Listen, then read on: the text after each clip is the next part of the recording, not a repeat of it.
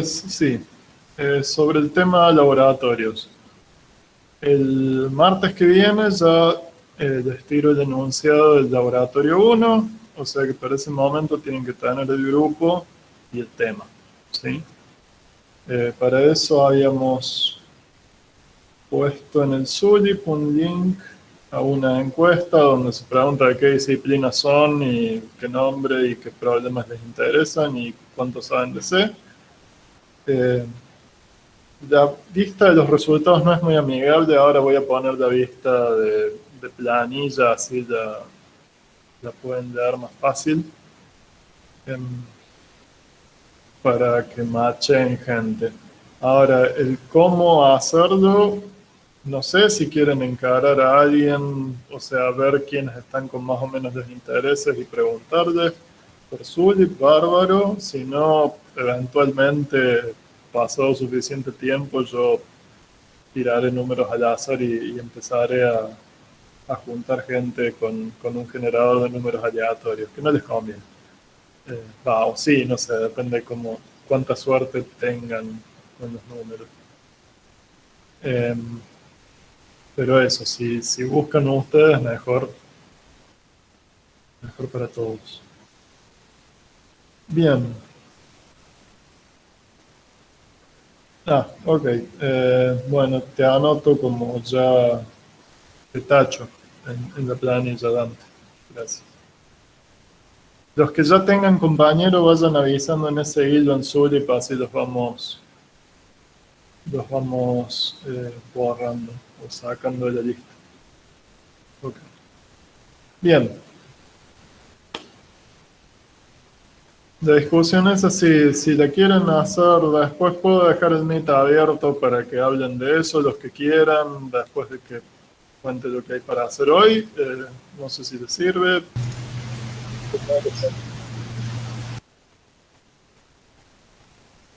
Esther, ¿ibas a decir algo? Se cayó. Bueno.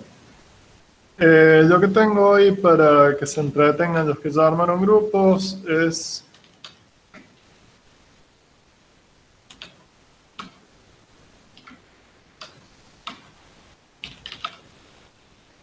en Zulip puse un enlace a un archivo para bajar que adentro tiene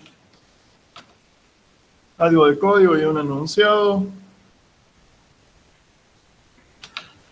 Esencialmente el enunciado es, les damos un programita que quiere multiplicar dos matrices de puntos flotantes de precisión simple.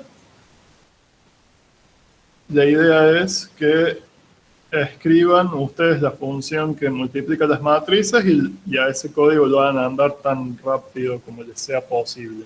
Con lo que saben ahora, con lo que lo escucharon a Nico hasta hoy, que no es mucho.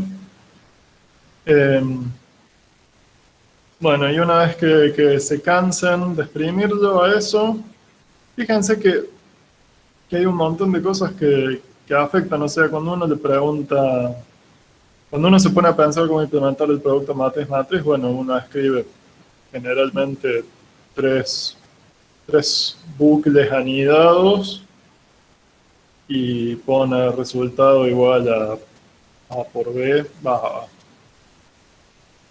elemento de resultado igual a la sumatoria de una fila de A por una columna de B.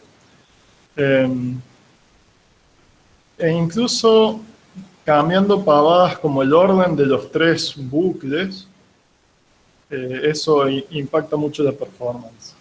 Bueno, y cosas así son las que se pueden entretener haciendo mientras buscan lo mejor posible. ¿Dónde se descarga el código? En Zulip puse un enlace en el tema lab de hoy, 18 de marzo. Le pongo acá también. Ahí lo puso Jorge. Gracias. Bien. Y para la gente que no lo va a ver esto en vivo, el mismo archivo ya trae un conjunto de soluciones, ¿sí?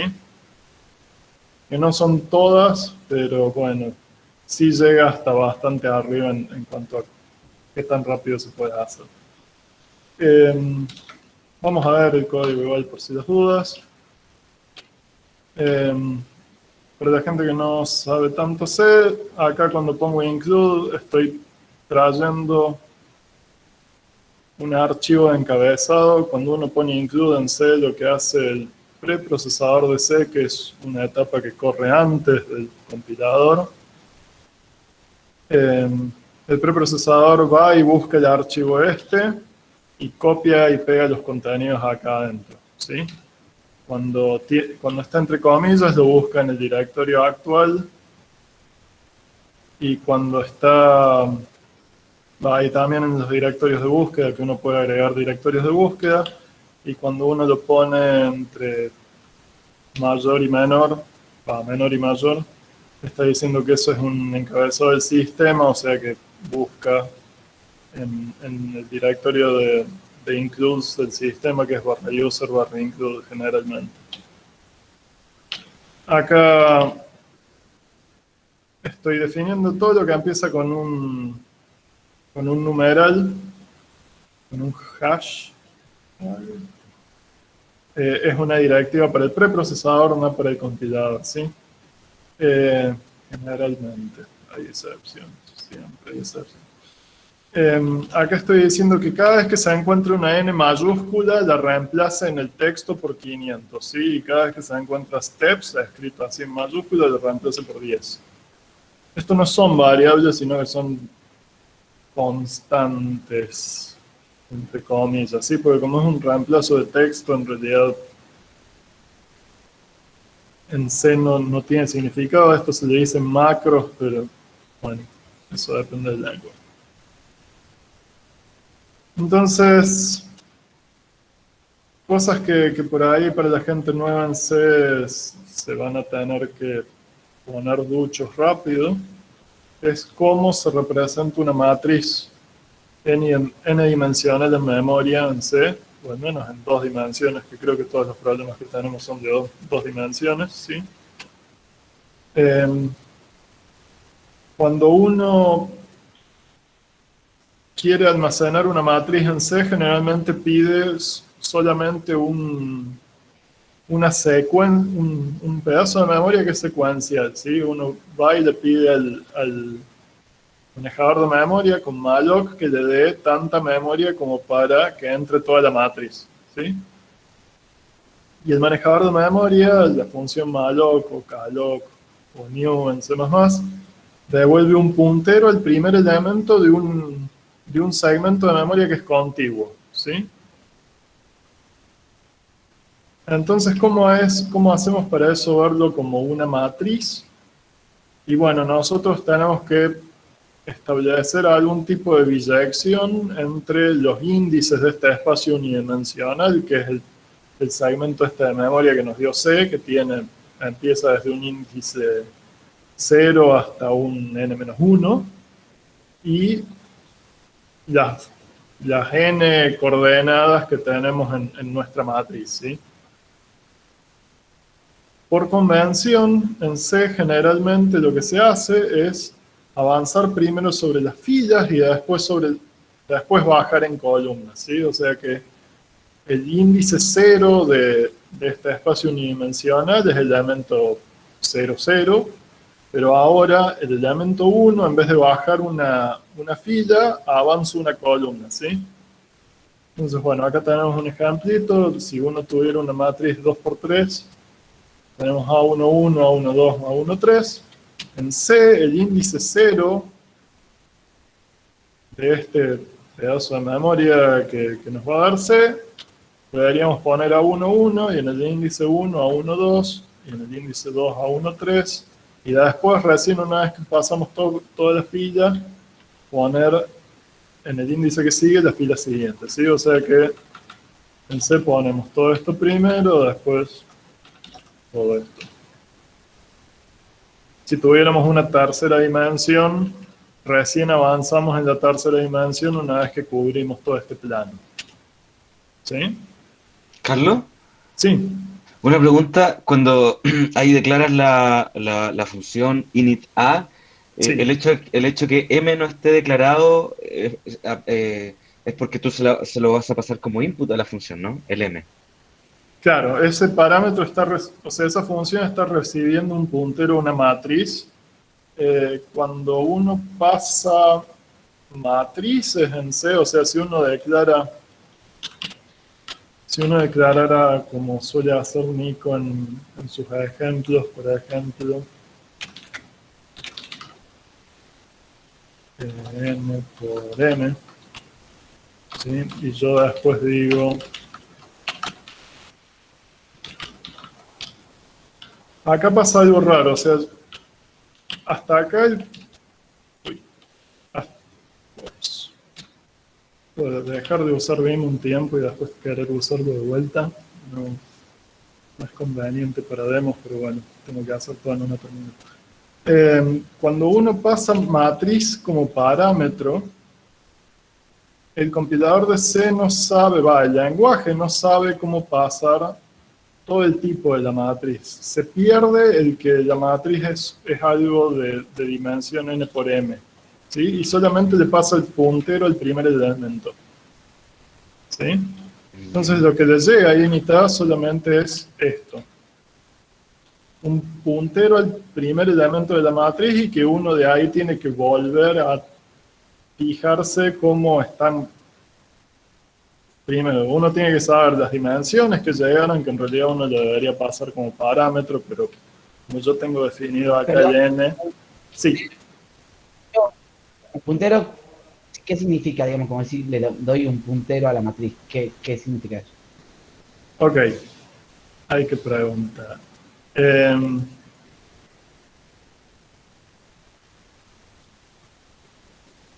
a ver cómo empiezo. Eh, C es un lenguaje de muy bajo nivel, ¿sí? O sea que no da tantas facilidades para hacer las cosas, sino que está muy cercano al hardware, ¿ok? Y entonces, cuando uno quiere pedir más memoria para hacer cosas, eh, C no da ninguna facilidad para decir, dame no sé, dame 4 enteros, por ejemplo, ¿sí? Sino que uno tiene que pedirle al manejador de memoria, dame suficiente espacio para guardar 4 enteros, y lo que hace el manejador de memoria es decir, bueno, acá tenés suficiente espacio en memoria para 4 enteros y te doy la dirección el primero de esos 4 enteros en memoria, y bueno, los otros 3 van a estar inmediatamente contiguos, ¿sí? Más adelante en memoria. Y eso es todo lo que le da C a uno para manejarlo. Entonces, si yo, de hecho eso es lo que voy a bajar. Nosotros tenemos nuestra matriz de n por n, ¿sí? Y necesitamos guardarla en algún lado de esas matrices. Entonces lo que hacemos primero es calcular el tamaño en memoria de una matriz n por n, y eso se hace diciendo, bueno, tengo n por n elementos, y ahora, ¿cuánto ocupa cada elemento? Cada elemento va a ser un float, que es un número de puntos flotantes de precisión simple. Entonces uno pone size of float y el compilador se devuelve el tamaño en memoria de un número de puntos flotantes de precisión simple, que son 4 bytes o 32 bits. Size of va a devolver el tamaño en bytes. Y ahora, una vez que tenemos ese n por n por 4, yo voy al manejador de memoria y le digo, por favor, dame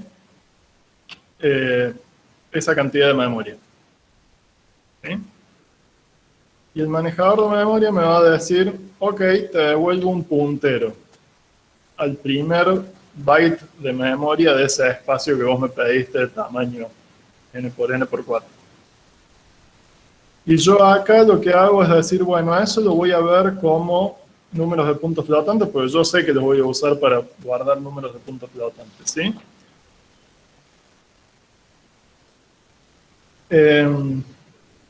Ahora, esto como es una dirección de memoria, no es un número de puntos flotante normal, así que en C se pone este asterisco para decir que A es un puntero a un número de puntos flotante. ¿Sí? O sea que si yo sigo esa dirección de memoria que me dieron y me fijo en qué hay ahí efectivamente y lo miro como si fuera un número de puntos flotantes, efectivamente ahí voy a encontrar un número de puntos flotantes. Le puse un tipo a un cacho de memoria. Le puse un tipo a lo que encuentro si sigo la dirección de memoria y me fijo que hay adentro. ¿Sí? Hasta acá viene bien la explicación, sé que es medio rebuscado todo el sistema de punteros de C y es difícil perder, es Sí, fácil perderse. entendí. Ahora, Ok. y después abajo no le das el puntero, le das el A sin estrella. Cuando inicializás A. O sea, la estrella es parte del tipo de A, ¿sí? O sea, en realidad esto se escribe así por convención, pero uno debería pensar que el tipo es float asterisco, o sea, un puntero a un float, ¿sí? Esto es la dirección de memoria de un float. En realidad no es la dirección de memoria de un float, sino es que es la dirección de memoria del primer float de una seguidilla de n por n floats, ¿sí? Y acá, bueno, directamente le paso, en vez de pasar toda la matriz que no puedo, paso el puntero ese nomás y bueno, initat debería saber de qué tamaño es esa matriz que le estoy pasando. Si uno no tuviera el tamaño de n por n visible globalmente, uno diría que le tendría que pasar las dimensiones de la matriz, ¿sí? N, N o n por n. Debería haberlo hecho así para que quede más claro. Bien, ahora. Pregunta, entonces, Una el pregunta. primero que te hace es indicarte a dónde está el cero de ese elemento y después sigue a Sí. continuación, digamos. Claro. Ahora, ¿cómo saco los elementos que siguen? Bueno, dos cosas. Una pregunta anterior. Sí. Puede ser, ¿podés mostrar dónde está definida init A? Ok.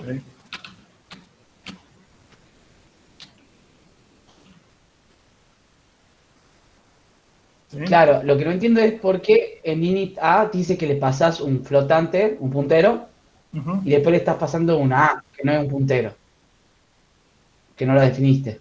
O no sé si o sí.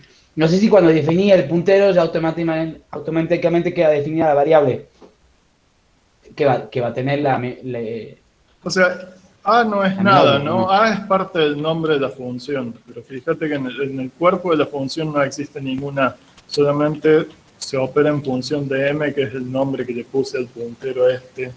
O sea, la función inita se llama inita, pero toma como parámetro un m, ¿sí? La matriz. Yo le puse m por matriz, debería haberle puesto A, ahí se hubiera entendido más. O sea, esto. ¿Eso responde la pregunta antes de que siga? Sí, creo que sí. Ok. O sea, Bien. recibe el puntero llamado A. Eso significa. Claro, la función inita recibe un puntero a un número de puntos flotantes de precisión simple que se llama, al que le vamos a decir A dentro del cuerpo de la función. ¿Sí? Bueno, Carlos, sí, y lo que hace esta init es llenarla con un valor i que es un for nomás. Es como solamente sí. rellenarla. Sí, estas funciones nomás rellenan las matrices con ciertos valores para que después sea fácil de comprobar el resultado. ¿Sí? Ok. O sea, luego el producto matriz. Bien. Ahora, la parte que falta de punteros. Una vez que yo tengo el puntero a un primer elemento de una matriz, o un puntero a un único elemento, ¿cómo llego a operar sobre el valor ese? ¿Sí? No sobre el puntero, sino sobre lo que está apuntado. Bueno, hay dos formas. Si fuera un solo elemento, yo puedo poner asterisco A Y esto lo que hace es seguir el puntero A hasta donde, o sea, seguir el puntero hasta sus contenidos y ahí operarlo como si fuera un valor común y corriente, ¿sí? Entonces, asterisco A le puedo asignar 1.0, por ejemplo. O si quisiera decir, no sé, si quisiera asignarle a B, ahora olvidémonos, no le voy a poner B. La pregunta, Vamos a hacer, perdón. ahí arriba lo que está diciendo es, al primer lugar de la memoria guardo 1. Claro, exactamente. Sí, ahí en esta línea sí está poniendo en el elemento 0 de esa matriz, que sería la coordenada 0, 0, el valor 1.0. Voy a hacer otra cosa antes, porque sobre que ya es complicado esto, lo estoy haciendo sobre una matriz y quiero operar sobre un elemento, ¿sí? Acá me escribí, de nuevo me pedí memoria, pero para un solo elemento, en X y en Y, ¿sí? Y ahora yo puedo poner en X 2.0 y decir en Y, esto es igual a 5 por el contenido de X. ¿Sí? Entonces Y va a valer, Y es un puntero, pero lo apuntado por Y va a valer 10 después de esto. ¿Sí? Ahí vamos. Sí, lo que no entiendo es por qué no usas, digamos, por qué usas los punteros y no usas directamente X y Y como variable. ¿Qué te ahorras ahí? Acá poco y nada, ¿sí? ¿Por qué no Pero, defines- o sea, acá sí debería decir float.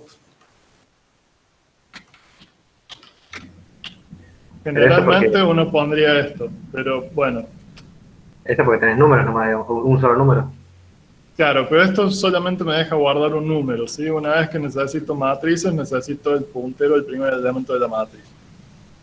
Incluso si fuera, por ejemplo, un vector, para medir algo como una matriz. Claro, si uno, a ver, uno podría decir, Si no llamas el puntero, no te llama todo el vector, digamos.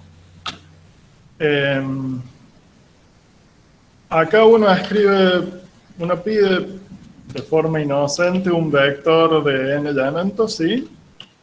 Y ahora yo se lo podría pasar a una función, entonces no sé, bueno, no.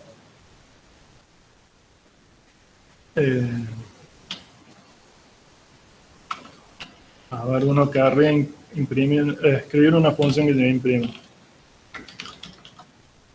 Y ahora a uno le gustaría decir,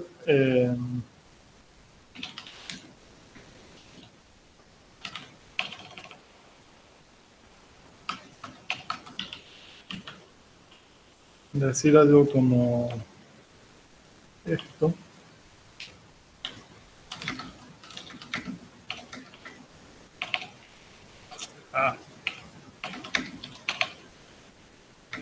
Bueno, ¿cuál es el problema con C? En el momento que uno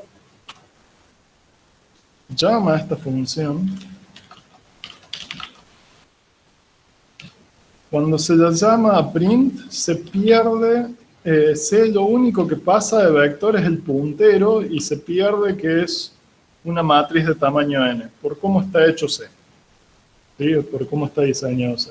Entonces, lo único que le llega a vector, a la función print, es el puntero de B, y no que vectores de tamaño n. ¿Sí? Entonces, cuando uno escribe funciones en C, lo que uno generalmente hace es decir, bueno, voy a recibir el puntero y por otro lado, dame el tamaño del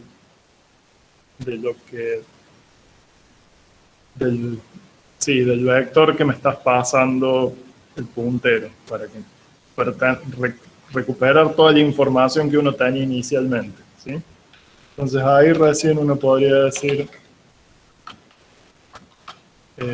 bueno, recorro todos los elementos hasta el n, que me lo pasaste como parámetro porque lo perdió C, y ahí sí imprimir cada elemento.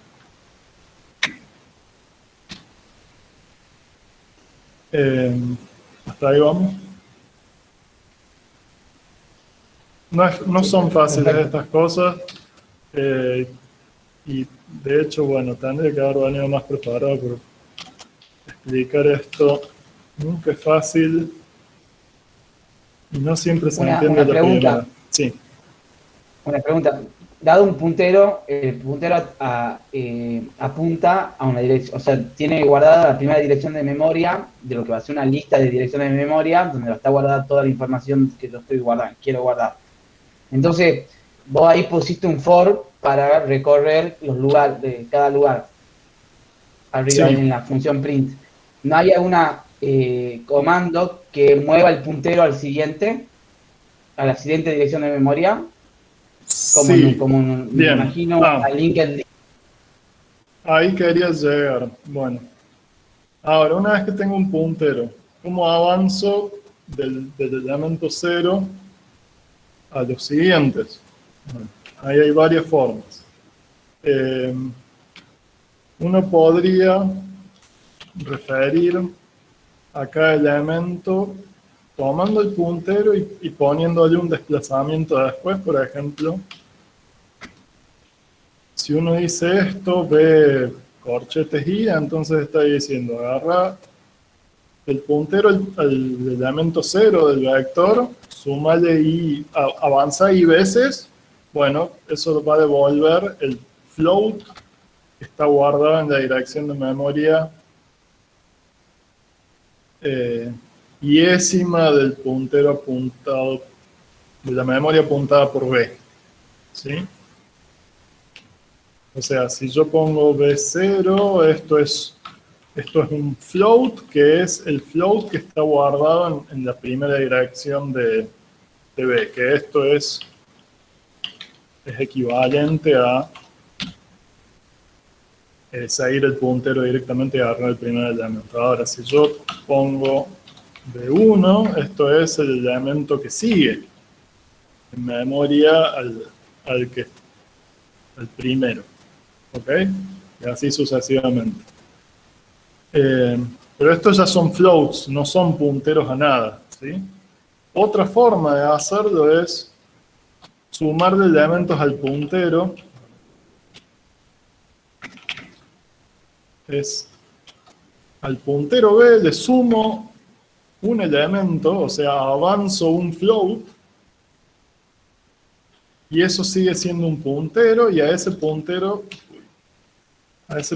lo puedo seguir con el asterisco, y eso me va a dar el float apuntado por el elemento que está un elemento después del puntero B, de lo apuntado por el puntero B. ¿Sí?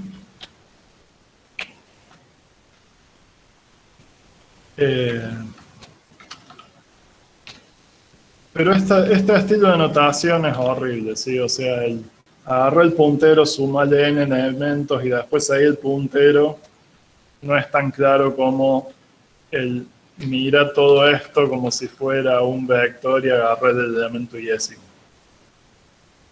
¿Sí? Usen esta notación, generalmente más sencillo.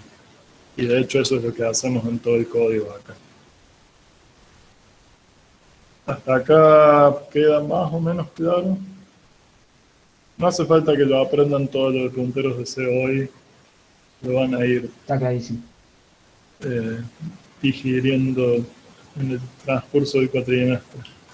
Bueno, entonces una vez que sabemos más o menos seguir punteros, ¿qué hace la función inita?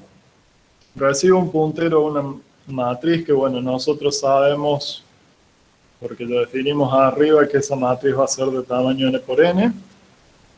Entonces tenemos una secuencia de floats en memoria, de n por n floats en memoria, donde a eso lo queremos ver como una matriz n por n, le queremos poner algunos valores, ¿sí? En particular, a la matriz A quiero inicializarla de forma que toda la primera fila tenga 1, toda la fila 2 tenga 2, toda la fila 3 tenga 3, así sucesivamente. ¿Sí? Entonces, bueno, yo agarro y escribo dos bucles, uno que va recorriendo las filas y después dentro de la fila voy avanzando por las columnas y tengo que calcular de nuevo como el puntero. La memoria es una cosa unidimensional, sí es algo lineal, pero mi matriz es bidimensional, tengo que establecer alguna bisección. Y bueno, entonces lo que voy a hacer es esto que mostraba antes, ¿sí? De que la primera fila va en los primeros índices y después la segunda fila es esencialmente sumarle, sumar el ancho de la primera fila y ahí empezar a poner desde ese índice el primer elemento de la segunda fila. ¿Sí? Carlos, Sí. en términos de sintaxis, cuando uno escribe código en C, ¿no se marea con la multiplicación y el mismo símbolo para los punteros? No se usa tanto el seguir el puntero. Va, cuando uno escribe código numérico no lo sigue tanto el puntero. Muy bien. O sea, cuando uno generalmente está operando sobre matrices y si quiere pasar un solo float, en vez de pasar el puntero a un float, pasa el float directamente, ¿sí? Perfecto. Como parámetro, pasa el valor en vez del puntero el valor. A menos que uno necesite que la función escriba en esa dirección para devolver un valor, eso sí es común en funciones que tienen que devolver varios resultados y ahí sí usas el escribir a una dirección de memoria. Después lo puedo mostrar a eso, pero bueno, no quiero seguir complicando este asunto hoy, al menos. Bueno, entonces, ¿cómo voy rellenando el elemento en la fila Y columna X? Tengo que multiplicar el número de la fila por el ancho y a eso sumar del número de la columna. Eso me va a dar la coordenada lineal después de esta bisección, ¿sí? De esta función que transforma coordenadas bidimensionales en unidimensionales. Esto lo puedo hacer de ida y de vuelta, sí, la vuelta es calcular un módulo y una división, ¿sí? O sea, divido por el n para conseguir el índice de la fila y calculo el módulo n para conseguir el índice de la columna. Bien, y hago la asignación. La función init_b lo que va a hacer es inicializar b de nuevo de otra forma para poder tener para que después el producto de las matrices de una forma particular que puedo chequear fácil. En particular, lo que hace init_b es rellenar todo el triángulo superior de la matriz B con unos y la parte de abajo, el resto con ceros, ¿sí? E init_c, bueno, solamente tengo que rellenar toda la matriz con ceros. Y acá, como no me importa qué fila y en qué columna estoy, lo escribí de otra forma esto. O sea, directamente relleno toda la matriz como si fuera el espacio unidimensional que es, ¿sí? O sea, recorro desde el elemento 0 hasta el n por n menos 1, ¿sí? Porque si empiezo a contar desde 0, entonces el último elemento es 1 menos. Si empezara a contar desde 1, sí, el rango sería entre 1 y n por n. Si cuento desde 0, el final termina 1 abajo. Bueno, y entonces, una vez que tuve toda esta inicialización, lo que el ejercicio espera de ustedes es que implementen la función matmul, que lo que calcula es, dadas matrices A y B y C, tengo que acumular en C, tengo que sumarle a C el resultado de multiplicar A y B, las dos matrices, ¿sí? Entonces lo que tienen que hacer es acá escribir, bueno, los bucles que hagan falta. Recuerden que El producto de matrices es una función que toma n cubo operaciones, o sea que probablemente necesitan 3 bucles anidados. O sea, al menos van a tener que hacer n por n operaciones.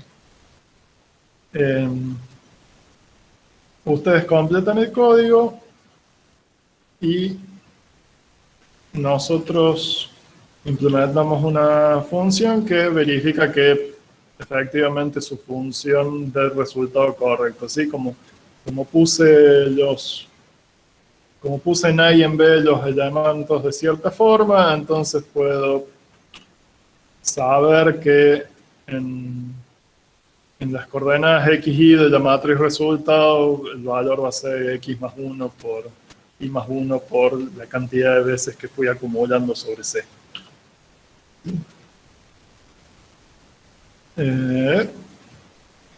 Bien, ahora voy a borrar todo esto que vengo garabateando en el código, así que algo que compila.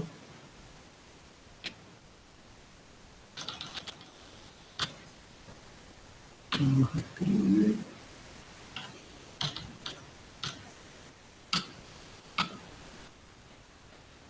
Bien. Entonces, el código que hace el trabajo llamando a todas estas funciones que veníamos implementando antes, ¿sí? Acá pido el tamaño de la matriz, pido memoria para las 3 matrices, les pongo valores iniciales. Acá tomo la hora, ¿sí? Inicial, ¿sí? Quiero saber qué hora es antes de empezar a hacer los cálculos. De modo que si tomo la hora al final de hacer los cálculos y resto, voy a saber cuánto tiempo paso calculando y con eso puedo calcular la velocidad de cómputo, ¿sí? El poder de cómputo que le exprime a la computadora con esta función, ¿sí? Y acá lo que estoy haciendo es llamar a esta función que hace C igual a C más A por B, steps veces, que creo que era 10, está definido como 10 arriba. Bueno, entonces, sabiendo qué tiempo tomó el cálculo, el producto matriz-matriz toma, ¿cómo era? 2 por n al cubo más n cuadrado de operaciones, ¿sí? No el producto matriz-matriz, sino el sumar a una matriz el producto matriz-matriz. Y entonces tengo la cantidad total de operaciones, tengo el tiempo, bueno, puedo calcular los g-flops, ¿sí? La cantidad de operaciones de punto flotante por segundo que obtuvo mi código. Y bueno, finalmente, si el resultado dio bien, imprimo la velocidad del código, y si no, imprimo el resultado incorrecto, pues la velocidad no importa si llegamos a ningún lado. ¿Okay? Muy importante esto. O sea, código incorrecto que hace todo en tiempo cero o infinitamente rápido, puede escribir cualquiera, ¿sí? Pero no, queremos código que dé los resultados que deben dar. Si no, la velocidad no importa. Y finalmente, bueno, por algo de cómo optimizan los compiladores, me tengo que quedar con algún resultado en algún lado para que el compilador no sea demasiado pillo y diga, ah, pero con la matriz C no hiciste nada, así que en realidad no me hace falta. En realidad ahora sí. A ver, ¿de dónde viene esta línea? En la versión anterior de este código no estaba esto de chequear el resultado, entonces con el resultado la matriz C no se hacía nada, ¿sí? En todo el código. Después de asignarle el resultado no se hacía nada con C. Entonces los compiladores que son muy pillos le decían, ah, no haces nada con C, entonces en realidad es como si no hiciera falta calcularlo porque ese resultado no se usa. Y entonces el compilador tan inteligente va volviendo hacia atrás mirando todo lo que modifica C que no hace falta, y a todos los cálculos que ponen cosas en C los elimina. Entonces teníamos un programa que corría en tiempo cero esencialmente porque había eliminado todo esto, porque no hacía falta. Los compiladores son muy inteligentes y a veces eso no está bueno. Entonces, bueno, para para saltear ese truquillo del compilador, lo que hacía uno era devolver algún elemento de la matriz C como resultado de la ejecución del programa para que el compilador no pudiera decir, ok, no me hace falta C para nada.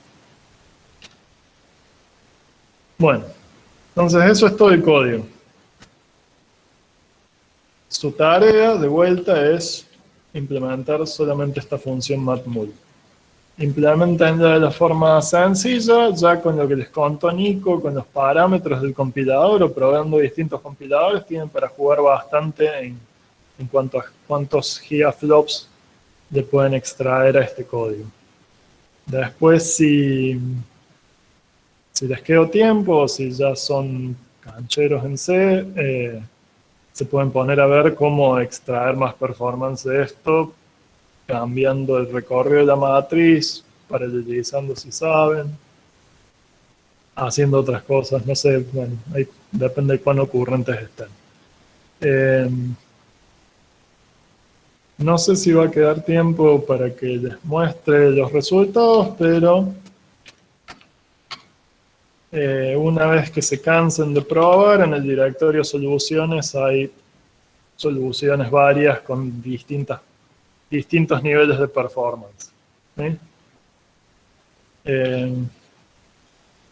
En ambos directorios, otra cosa que me falta decir, hay un makefile. Makefile son esencialmente recetas para correr una serie de comandos para generar cosas que nos hacen falta, ¿sí? Para no tener que estar copiando y pegando siempre los mismos comandos del compilador para compilar el proyecto. Entonces, make, si yo pongo make acá, yo dentro del makefile, lo que fue a hacer make fue leer dentro del makefile qué receta tiene que correr. En particular, el makefile este tiene una receta para compilar matmul-C en un ejecutable matmul.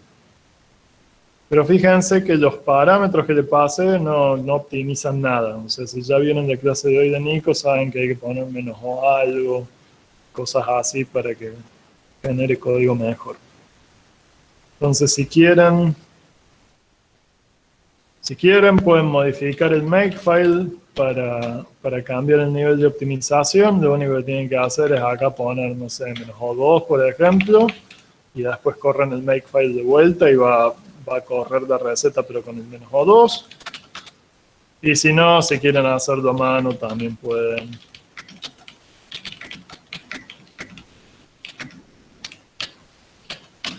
Carlos, ¿y esos flags de WAL, W extra? Eso es porque sí, los compiladores C, si uno no dice nada, avisan, o sea, ven cosas que les huelen mal, pero no dicen nada al respecto. Menos WAL, menos W extra está prendiendo todos los warnings que son sensatos prender. ¿Sí? O sea, por ejemplo, fíjate, si yo acá no pongo menos WAL, menos W extra, me dice, sí, compile todo bien. Pero si yo cuando le pasé menos WAL, menos W extra, me está diciendo, che, fíjate que en matmul tenés una función. En matmul.c tenés una función matmul que toma estos parámetros, pero no hace nada con ninguno de esos parámetros. Algo huele ahí. ¿Sí? En general sirven mucho los warnings.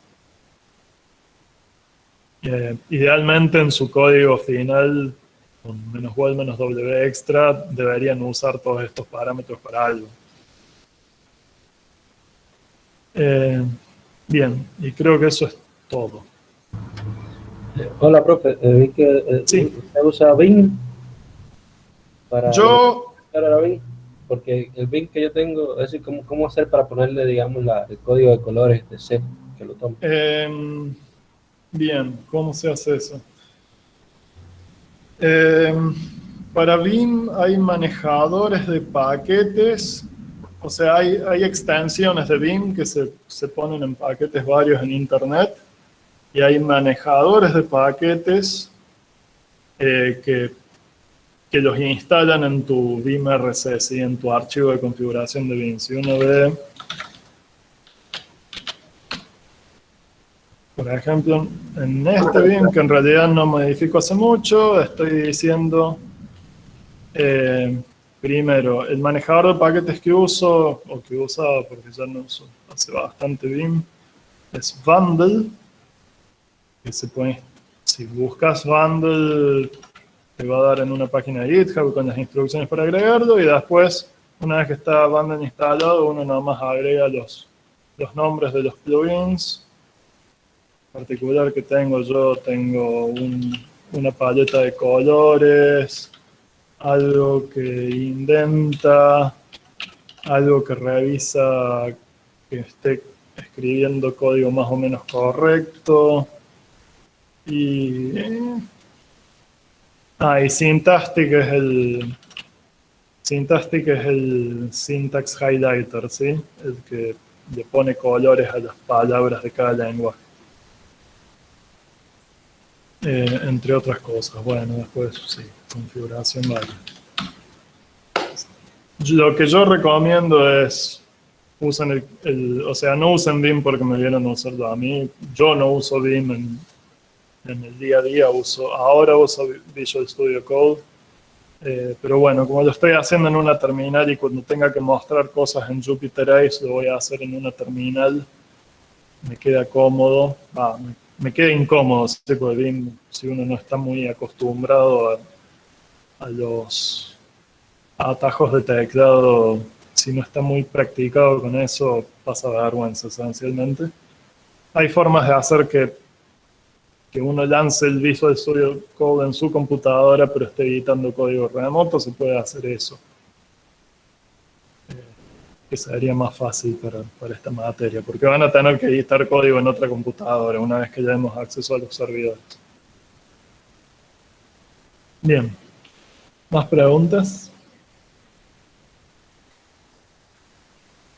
Profe, ¿puedo hacer una pregunta Sí. un poco aparte? Para generar el makefile, ¿usaste un template o usas alguna funcionalidad, algún programa que te lo genere? Una curiosidad que tuve siempre.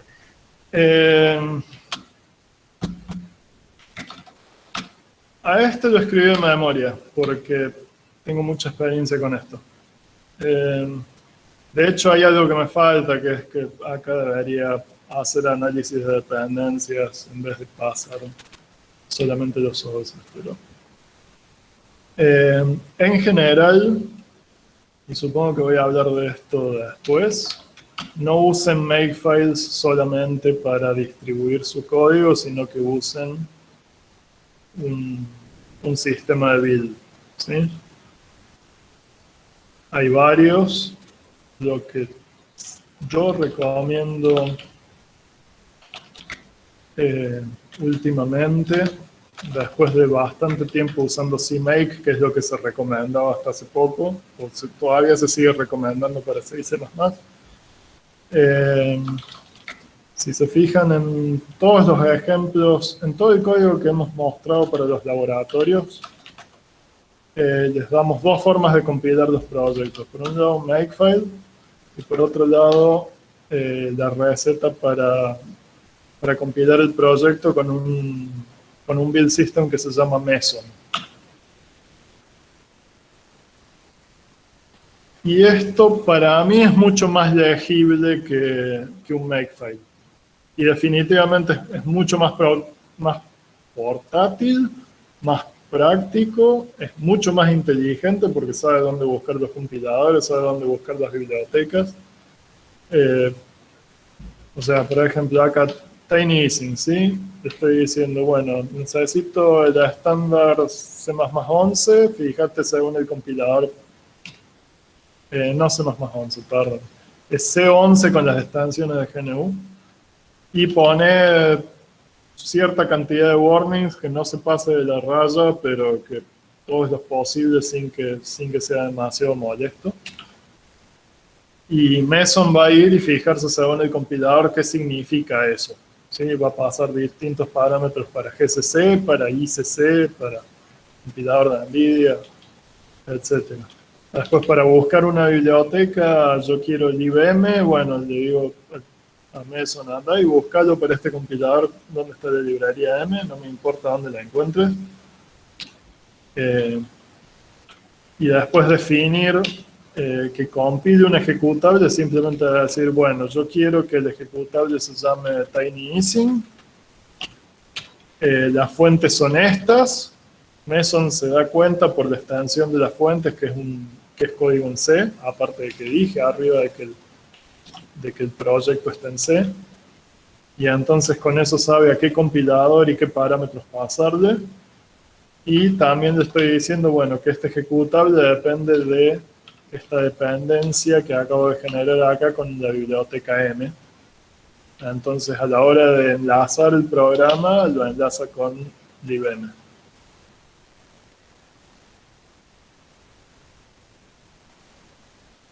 Bien, perfecto. Sí, es mucho más entendible que lo que hace Makefile. Está bien que Makefile es capaz que más estandarizado, se ve más, Sí. pero mucho más fácil. Me parece mucho más fácil editar esto que entender bien cómo funciona Makefile para saber qué opciones meter y qué opciones no. Claro. O sea, acá también hay mucha más magia por detrás de la escena que en el Makefile, donde tenés que hacer casi todo explícito. Por ejemplo, Bien. bueno, para el ejecutable demo necesito OpenGL y GLFW y solamente tengo que agregar esto y decir de que no es requerido, o sea que si no encuentro estas bibliotecas, a este programa no lo compila, en vez de tirarme un error. ¿Sí? Chichas, Perfecto. ¿no? Pero Están buenos saberlos. sí, por eso. Makefile sirve para algunas cosas, pero ya no sirve para compilar programas. Eso es lo gracioso.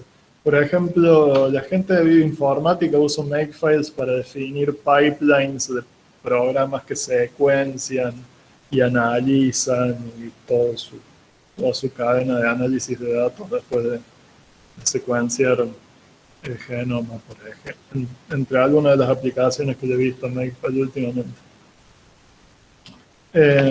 Bien. ¿Alguna otra pregunta más? Juego con una última cosa. Estaba pensando, también por eso pregunté lo del Makefile, para empezar a buscar formas para optimizar todo el proceso que vamos a tener que hacer. ¿Vamos a ver algo más adelante o está bueno que lo empiece a pensar cómo optimizar las ejecuciones de los programas, que me devuelvan los resultados? Pensaba, por ejemplo, hacer algo en Python. No sé si vamos a ver algo, por eso si vamos a hacer algo o me conviene ir buscándolo por mi cuenta para... A ver, sobre qué cosas optimizan la ejecución de los programas, sí vamos a ver de acá en adelante. El laboratorio 1 es eso. Ahora, la parte de cómo automatizar eso, se los dejamos a su cargo. O sea que Perfecto. si querés ir escribiendo en Python algún sistema que llama al compilador con distintos parámetros y va viendo qué fue más rápido, sí, eso te va a servir después.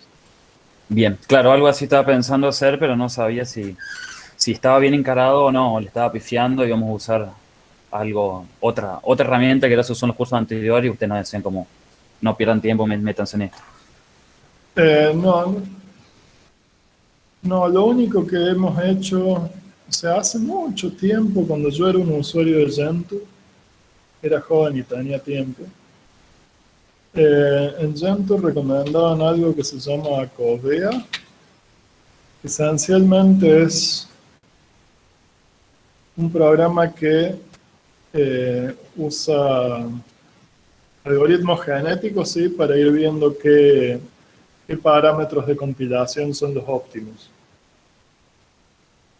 O sea, va armando generaciones de un programa donde, no sé, mutó un poco, a ver, viéndolo como algoritmos genéticos. Tiene una generación que funcionó, ahora eso lo muta de alguna forma y se queda con los descendientes aptos y sigue probando por ahí, ¿no? ¿Cómo se mapea esto el problema de la compilación? Bueno, agrega en cada mutación, agrega algún flag de compilación o cambia algún flag de compilación, va y se fija cuánto demora en correr cada uno y los aptos son los que corrieron menos tiempo. ¿sí? No sé si esto sigue existiendo, o sea, probablemente todavía esté. Por ahí hay algo mejor ahora. Pero sí, en general uno, no hay tantas, una vez que uno sabe qué flags hacen qué cosa y cómo contribuyen a la performance, uno ya sabe más o menos a dónde ir a buscar. Claro, sí, es más rápido directamente tocar los flags que ya sabes que van a funcionar antes que tirar un algoritmo genético que no sabes cuánto tiempo va a Sí, estar corriendo. eso, exactamente. Todos los flags, todos contra todos. Exactamente. Y Perfecto. más, Igual, sí. no digo que muy bueno el dato, la verdad que me parece tremendo esto. Le voy a pegar un vistazo porque me parece súper interesante. Sí, la idea estaba buena. Yo, no, bueno, incluso con todo el tiempo que tenía como usuario de Gentoo, nunca lo usé. Entonces algo lindo, pero no muy útil en la práctica. Como Gentoo. A ver si están los usuarios. Estoy tirando todo esto porque había un usuario de Gentoo acá.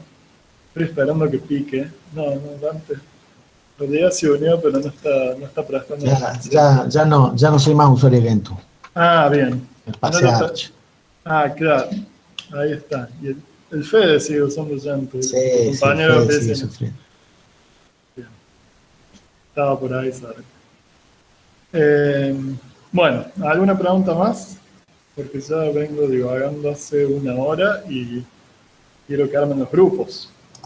Che, Carlos, el producto obviamente es el producto de matrices, ¿no? No Sí, o sea, tengo que hacer filas por columnas, es el producto matricial, no el Schure, es el Hadmar. O sea, el producto de sí, matrices usual. el producto de matrices usual, sí, para el elemento C y X, eso quiere decir el producto punto de Fila contra la columna. la Claro, columna C. es. ¿Alguna duda más?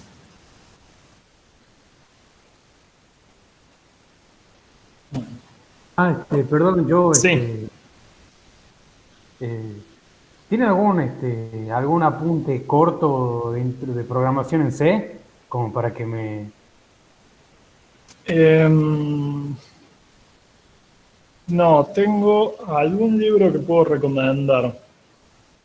Eh, sí, tengo un libro que puedo recomendar que ya lo pasaré a algún enlace en el suyo. ¿Sí? Sí. Ok. Bien. Bueno, paro de grabar.